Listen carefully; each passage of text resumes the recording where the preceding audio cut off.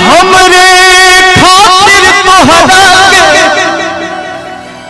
दुनिया में भेजले बड़े है।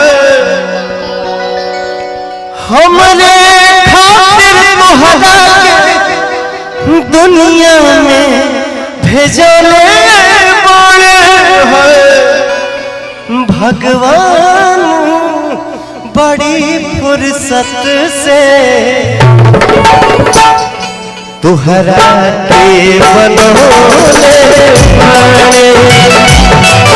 भगवान बड़ी फुर्सत से तुहरा के बनोले बड़े।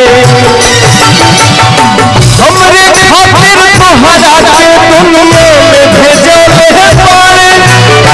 हमरे खातिर तोहरा के दुनिया में भेजले बड़े। देखिए ये हम फिल्मी अंदाज में गावत नहीं। फिल्मी अंदाज कैसे होला, कैसे गावत नहीं हम। भगवान बड़ी फुर्सत से आजा तनी है ने आजा।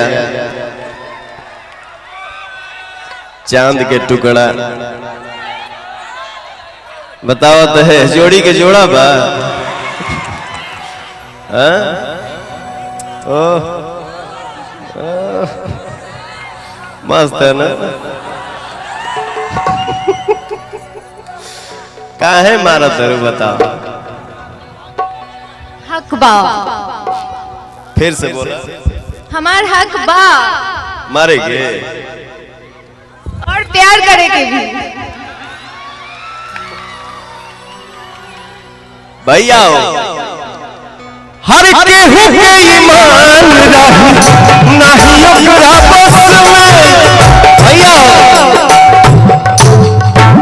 हसुर हो सिंगार सजा। कैसे कहानियां भैया देखिए करे के भाव कहा जाला। भाव बहुत किस्म के होला।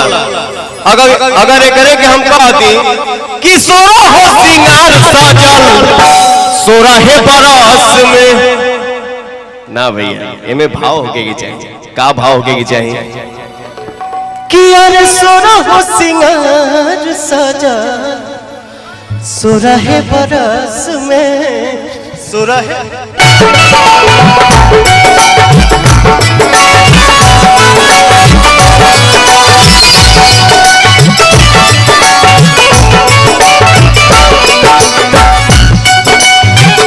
केहू के ईमान नहीं ओकरा बस में। असुरा हो सिंगार सजल सोरहे बरस में। सोरहे बरस में हुस्न के जादू अदा के मंतर तोह पे चलले बड़े।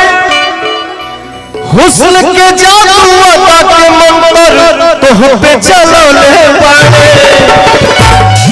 कहानी आगे देखी भाव को किस्म के होला। अगर एकरे के हम ऐसे कही कि भगवान बड़ी फुर्सत से।